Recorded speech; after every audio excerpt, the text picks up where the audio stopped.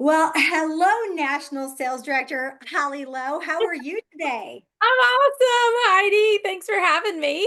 Oh my goodness, we're pretending like this is like a real podcast because, why not? And so, we're doing our Engage to Elevate. I know, right? Where's our mics and everything for I know, I need a we microphone. need to get them actually. We need to get some. So this is the first time we've ever done this in our Engage to Elevate, is having a midweek live with a celebrity. And so, I shared with you that we're doing vision and then so on Monday, we talked about vision. We trained about that. Becky and Mary and I trained about that. And then we also talked about, though, then how do we practically look at that, right? So we can have a great big vision, but then how do we work in our vision, right? And so tell us a little bit. I think people want to get to know you a little bit. So tell us a little bit of a synopsis of Holly Lowe and Mary Kay. Okay, like you want the Cliff Notes quickie eye story? Is that good, or what do you want? Um, so these are consultants and directors on here who want more from their businesses. So maybe show them the behind the scenes Holly Lowe. You know what I'm talking about? Okay. Yeah. Yeah. So when I started my business, I was a pageant girl. And so my mom's friend was like, you should do Mary Kay. You can sell to all your pageant friends and the old ladies at church. I was like, great. I can do pageant girls and I can do old ladies. This will be great. And so I got started. I called the only girl that I knew that sold Mary Kay. Any of y'all want a consultant like that? Yeah. Yes, please. Right. Please call me. Yeah. I said, will you sign me up? I want to sell Mary Kay. And so she signed me up, but that was the day after I had just won the pageant that would take me to compete in Miss South Carolina. And so we do like thousands of hours of community service. So I was taking 21 hours a semester. I had two jobs also, and Wow. I just became the pageant girl, right? And so I told my director, like, I'm not doing inventory, I'm not doing a kickoff party, and I'm not holding parties. And I know she was like, huh? I was like, but when How'd my you tell me? commitment is over a year from now, I just won the crown last night. I was like, so when I give my crown Wow. next year, I'll really run with this. Yeah. She was like, huh? What are you even talking about? So I went and learned how to do my face with Mary Kay product from the professional makeup artist. So I had to go and learn how to do my makeup for all my appearances, but I took Yeah. Mary Kay with me.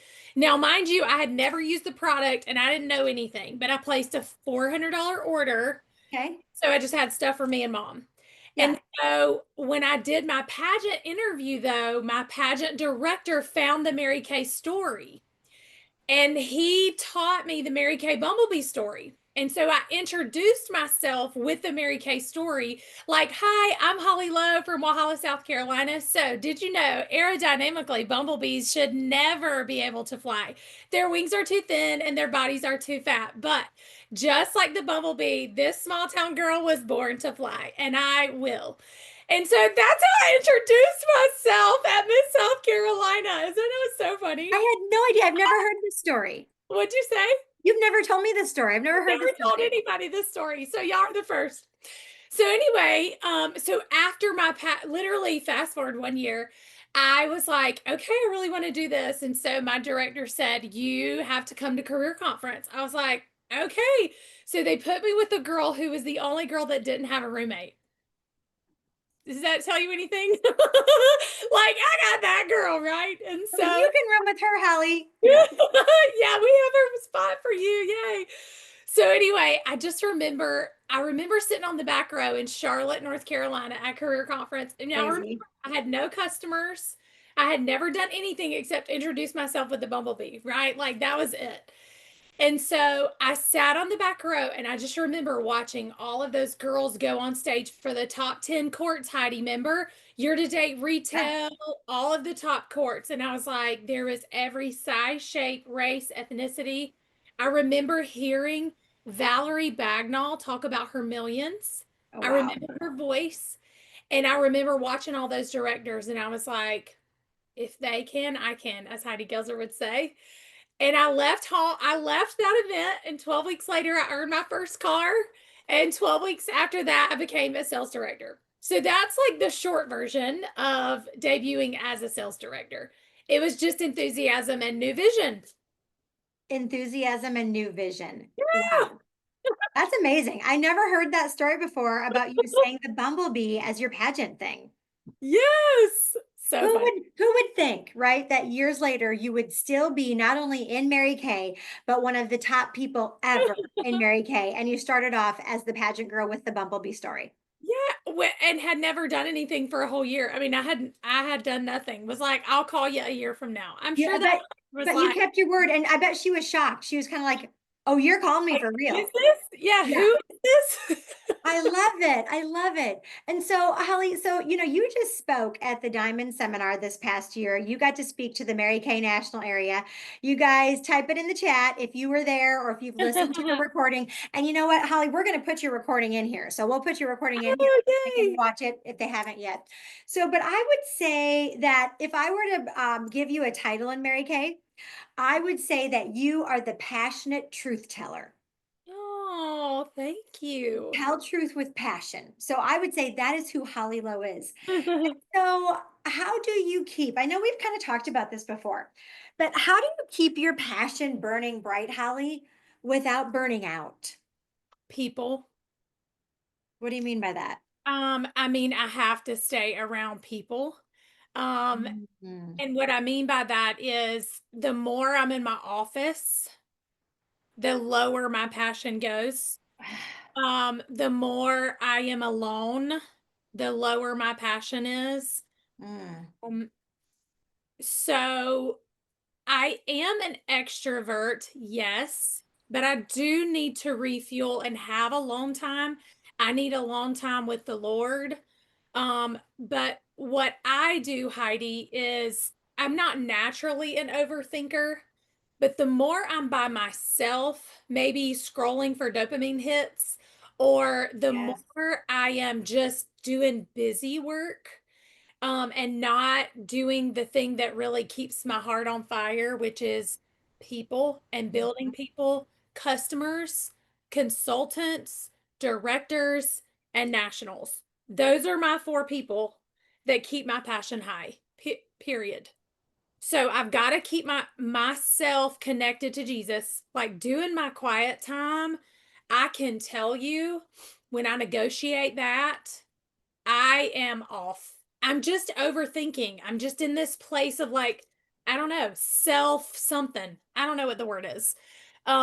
Promotion maybe, but when I can stay aligned in the truth and that I can be around the people, and y'all, for me, be around the people is even this, Heidi, like being on a Zoom where I can see your eyeballs, but Yeah. not like YouTube Live where it's just me streaming. So I have to see eyeballs. Yeah. So if I Yeah. can see eyeballs, then I feel my heart and soul feel connected to Yeah. people. So, so would you even say that? What would you say about a person who's naturally an introvert? Um, I would say that what I said at leadership a few years ago, you're not exhausted from doing too much. You're Yes. exhausted from doing too little of what sets your soul on fire. And so I find I have a director who's introverted. And as soon as she started getting back in person, Heidi, everything has changed. So we are not designed for isolation. So the world Mm, tells us that we're loners. That actually biblically is not true. God did right. not design us to be alone and to be by ourselves. And so I think the more that we isolate, it can be dark there. Yeah. And so if you're an introvert, that just means you need to refuel alone. It doesn't mean you need to Mm, stay alone.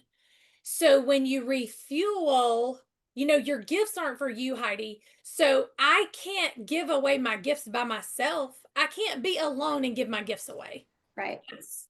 That's not how we're wired. That's so interesting. So a couple of things, right? I mean, in the beginning, like I taught Sunday school yesterday, and so it's the beginning of the Sunday school year. So we usually start with creation just to go, this is how it all comes together, right? And God said it is not good for man to be alone. God said that. It is Or not good. woman. Or woman. And Adam was perfect. He was perfect. He didn't have any bad thoughts. He didn't have any depression. He didn't have any anxiety. And God even said it is not good for him to be alone. So isn't that a thought? Even the Right. perfect person, God said, hey, I'm going to give you somebody, right? So why do we think that no matter how we're wired, that we're going to thrive on our own? We're not. Right. That is so good. And so I loved how you said that introverts don't necessarily, they still, need people to be positive and to give away their gifts, but an introvert might necessarily, she might refuel on her own. Right. So introverted, extroverted is about energy. So Hmm. how do you refuel your energy tank alone or with people?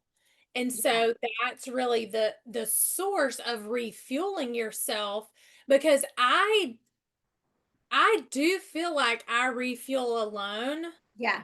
Maybe, I don't know. But I do also get a lot of energy from being around people. So I don't know. I Well, think I it's think I think the older I get, like when I was younger, I did not want to be alone because I am an extrovert. And so being alone was a little scary for me. I'm like, I don't want to be by myself. I don't know if I like myself, all those things. And I think as we grow and mature, I think we become better by being alone. Yeah. Not that I even I don't love to be alone, but I'm okay with it because I know that it's good. It's good to be quiet. It's good to contemplate. But not too good to overthink it. We were talking at an event yesterday, Holly, and one of the people, I think we said, as a new consultant, do you remember when like you couldn't turn off your Mary Kay? Like you were thinking about it once you got done with your year of your pageant duties, right? When you were excited, you couldn't turn it off. And you're like, I just am sleeping and dreaming about it. Someone once said, in order to turn off Mary Kay, you must first turn it on. That's good. So it's like if I have a $500 party, get 40 referrals, two bookings, and a new team member, I have no problem watching a movie with my husband. Right. I can turn it off. I can turn it off. But when 90. I'm not doing what I told myself I was going to do, then I can't turn it off. That's good. So you guys, maybe that's something to take away tonight. If you want to turn it off, you must first turn it on. That's good, Miles. So Holly, you have a very full life. You started as a college student, getting married, all of the things. Now you have two sons who are, your oldest son is, going to be a professional baseball player. So you guys are doing all the things that takes, right? Your younger son just loves you so much and is the football player.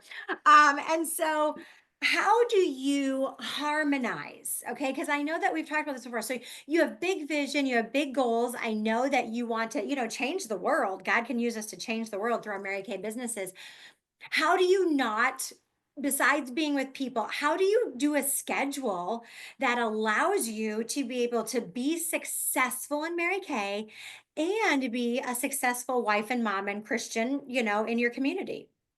So, I have to have the schedule, and I'm actually super happy when the schedule is the same week after week after week after week. Meaning, I do this, this is my Monday schedule, this is my Tuesday schedule. So right now, Heidi, my schedule is Monday, Wednesday, Friday. I do 12 to 14-hour days. That's just kind of meaning like appointments, people, Zooms, all the stuff. And then Tuesday, Thursday are my refuel days. And so I refuel on Tuesday, Thursday. That might be I'm pulling my meeting stuff out of my car on Thursday and I'm reorganizing because I find that once I'm in the grind, I'm messy. Well, Mm-hmm. messy creates chaos in my brain. And when everything is chaotic, Heidi, I let off the gas again. And so it becomes this vicious cycle that when you go hold a party, then you book everybody for parties. And now you got 15 parties on your books, and you're like, right? And so I would find myself letting off the gas. But once I Mm-hmm. picked my schedule for this season, so my schedule rotates every 90 days. So 90 days from now, I may not be on the Monday, Wednesday, Friday train. Okay. And so what I mean by that is so my schedule, for example, is August, September, October. So Mm-hmm. this will be pretty much my schedule August, September, October. August, September, October. Yes. Mm-hmm. Then November, December, January, I do another 90-day chunk. And this all revolves around sports, which is crazy, but it really does. So Yeah, November, December, January, that's basketball season. right. It changes. Mm-hmm. So then I know the boys' schedule. Usually the Yeah. month before the 90 days starts, I know their schedule. So it might be Tuesday, Thursday, Friday at that point because they have Yeah. games Mondays, Wednesdays, or whatever. Yeah. And I will adjust, Heidi, meaning like Gunner has a game on Monday night next week on the 15th. So normally I'm going to go until 8 or 9 tonight. Yeah. I mean, I'm just like on. My family knows I'm not doing car line. I'm not doing pickup. I may not even be in town. Yeah. It's like I pre-schedule all the stuff for them. Dinner's already done and in the fridge. So I Mm-hmm. meal prep on Sundays. So I know I have at least Monday, Tuesday meals ready for the most part in the fridge. So there's food, so nobody's asking me what's for dinner. Right. So that's kind of done. And then Tuesday, remember, I refuel. So is there food in the fridge for them to eat Wednesday and Thursday? If not, then I got to take care of that on Tuesday on my refuel time. So you know what? I think that people maybe have gotten a different idea about what refueling means. And my son has said that to me. Refueling doesn't necessarily mean watching Netflix all day. Right. It's just it's really honestly for me resetting. Now, Yeah. I'll do stuff on the phone. Like if I need to make a phone call or a follow-up or something, I will, but I'm not dressed in Mary Kay attire. Yeah. I'm not available on the computer. I have date time with my husband then. I just Mm-hmm. have a preset like if I got to run to the grocery store, if I need to do hair, nails, any any stuff that Mm-hmm. is not a scheduled appointment for Mary Kay stuff. That's kind of that Tuesday, Thursday stuff Hmm. that I'm doing then. I'm reorganizing to reset for Wednesday. So Yeah. I'm back to work. So that might mean I'm checking my bag to make sure I have what I need for my meeting on Wednesday night. Um, Mm-hmm. that kind of stuff. So I'm not doing that during my people time on Wednesday, Yeah. but I can do that on Tuesday because I have my hours scheduled out You give yourself permission, running the right? I think that's so key too, is that certain times you're going to be with people, certain times you're giving yourself permission to reset, regroup, and refocus so that you're not, like you're saying, chaos. psycho. Yes. I Yeah. have a good long workout on those days. I can just Yeah. walk an hour instead of just a 20-minute jog. I Yeah. can, so it's a little more of a day for me to have Yeah. unpressured freedom. And I find that I need that in this season because so much of our life is rigorous and scheduled. Yeah. So I mean, I might still be in my yoga pants when I pick Gunner up at school with my hair in a Pebbles ponytail because I cleaned out a closet or something. You know Yeah. what I mean? But I'm also very, very good with my time that I am working. Yeah. I'm So, not doing all that stuff on my work days. you said people might have, taken a breath when you said I might work, a 12-hour day on Monday, Wednesday, Friday. But here's the thought process. We're national sales directors. This is our full-time gig, and nurses work 12-hour shifts all the time. Oh yeah, and I love Doc- it because I'm Doctors work saying, 12-hour shifts all the time because then you break it up, right? So you said something in your speech, and again, if you guys haven't watched it, it's going to be in this Facebook group. But you said something in your speech, and I don't want to, I'm not quoting you verbatim on this, but you said something about stop apologizing for working. Did your grandparents apologize for working hard? Kind of talk us through that thought process because I think this is my the Heidi Gelsler's opinion, is that we've lost a lot of our grit. yeah. Society in general has lost a lot of its grit. When it gets hard, we quit. I'm super thankful that my husband has always really encouraged and allowed me the freedom to be Mm. somebody with a really great work ethic. And he never has made me apologize for that. And anytime my children have ever commented on it, he's like, wait a minute, hold on. Go outside and look at this house that your mom paid for. Go Wow. walk all the way to the back of the property. You turn around and look at the pool she paid for. And so he has always been very much my partner in that too.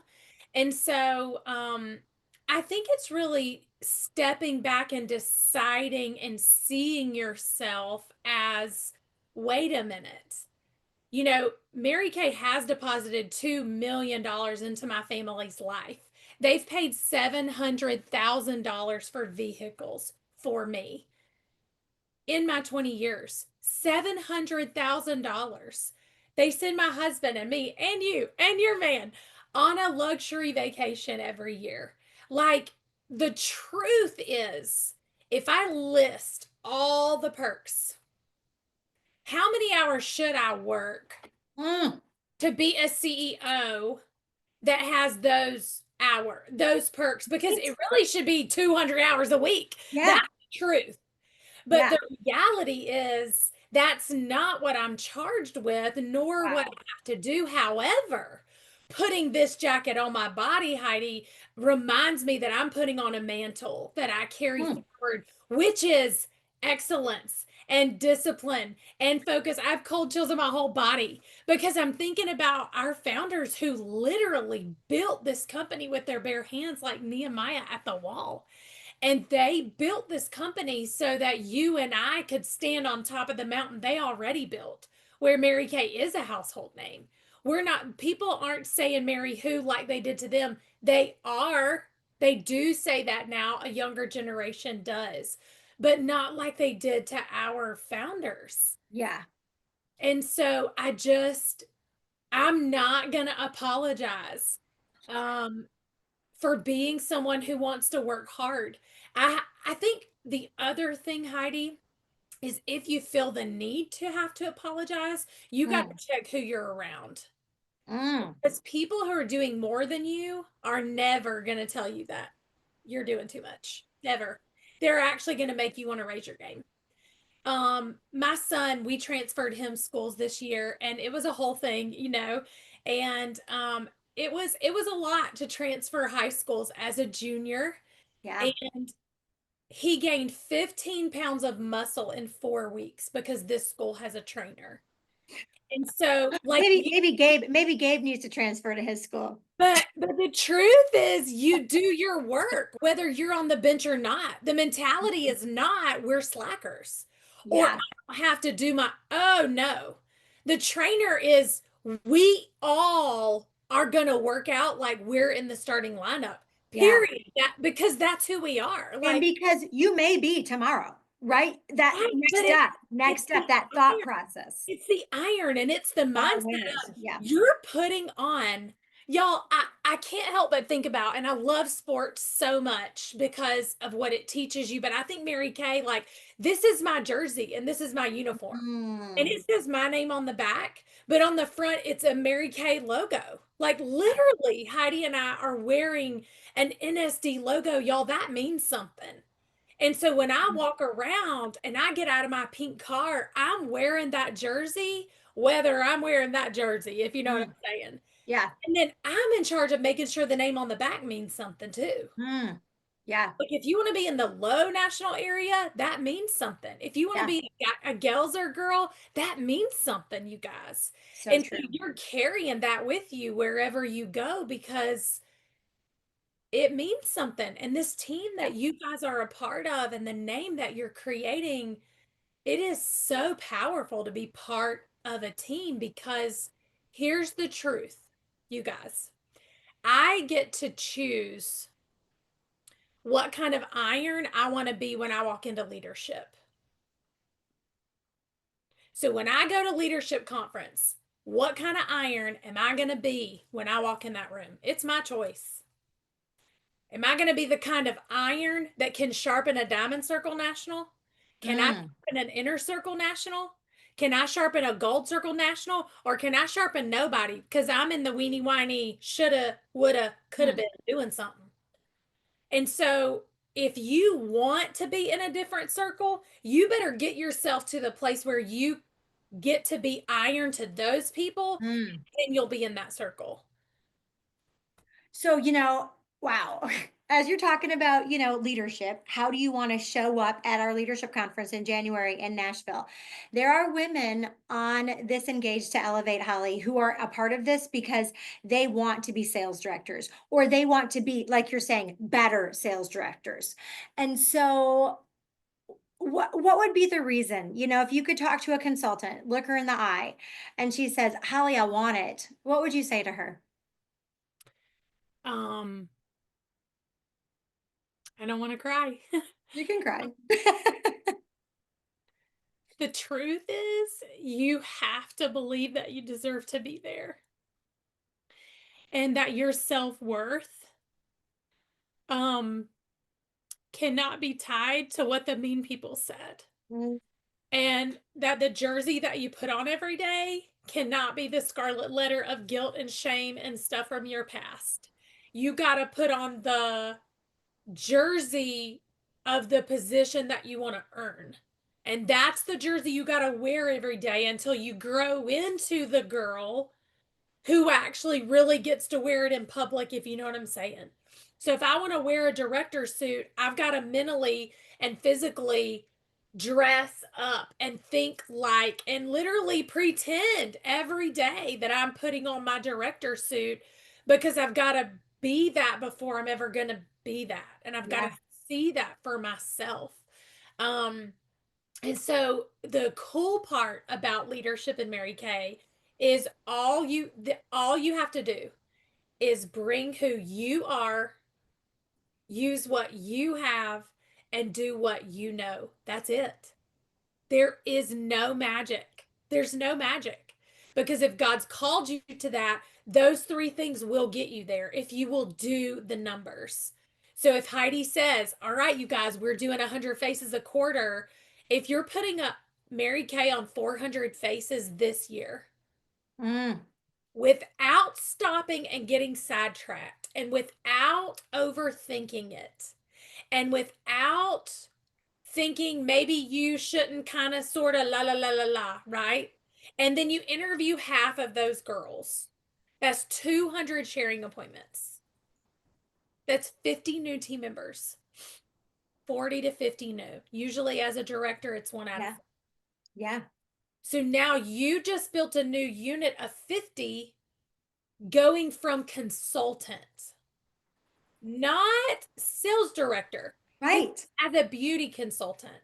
So you guys, you're going to have your unit done by leadership and then have another chance to add another 25 by seminar. So now Right. you're standing at seminar with 50. Your first car is done. You're working to be on target for Premier Club by September of next year. But y'all, it starts today. It's really today.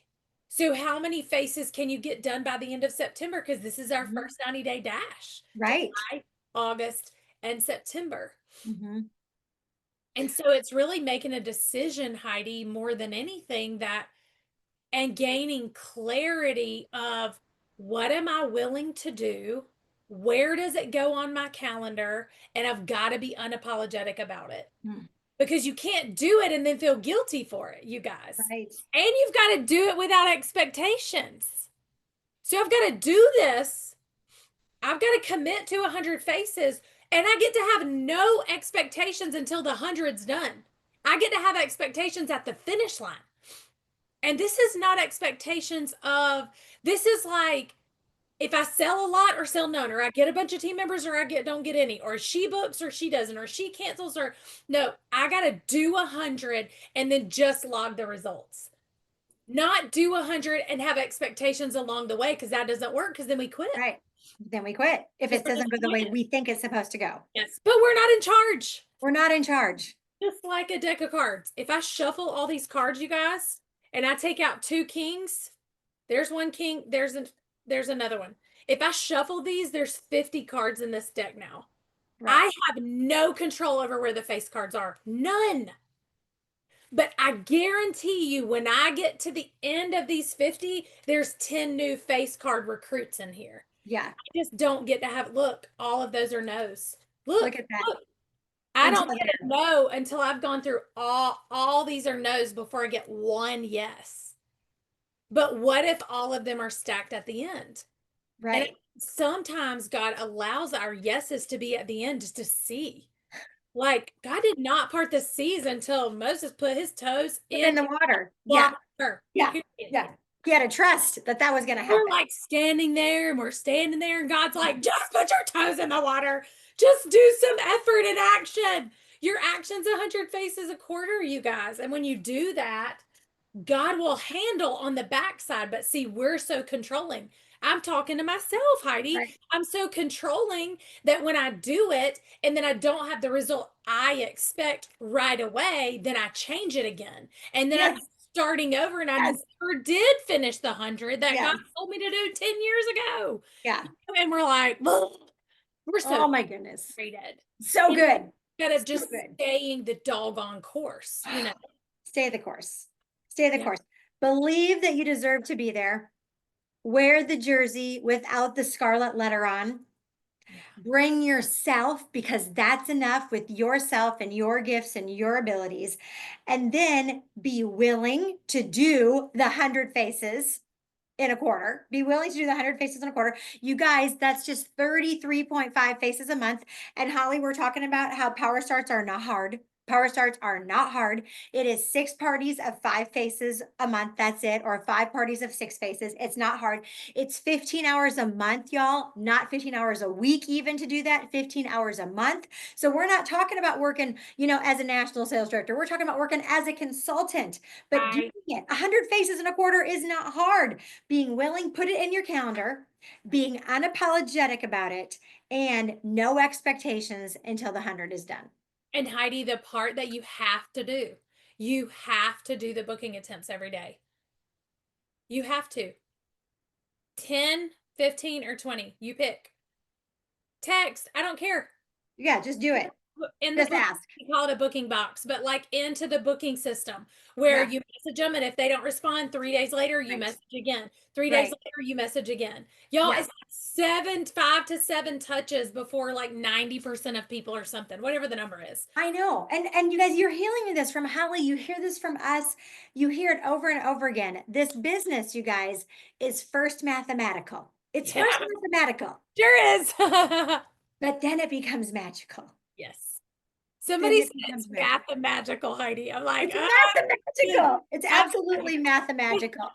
So, Holly, I could talk with you all day, but we both need to get to work. And so, thank you for being my NSD friend, my sister who wears the mantle with me. And Ugh. I appreciate you so much, more than you know. Thanks for being on today. We love you. And you guys, once you watch this, reach out to your sales director and let her know, what did you not only take away, but what are you willing to do unapologetically to reach your goals and to live your dreams? I love you, my sister.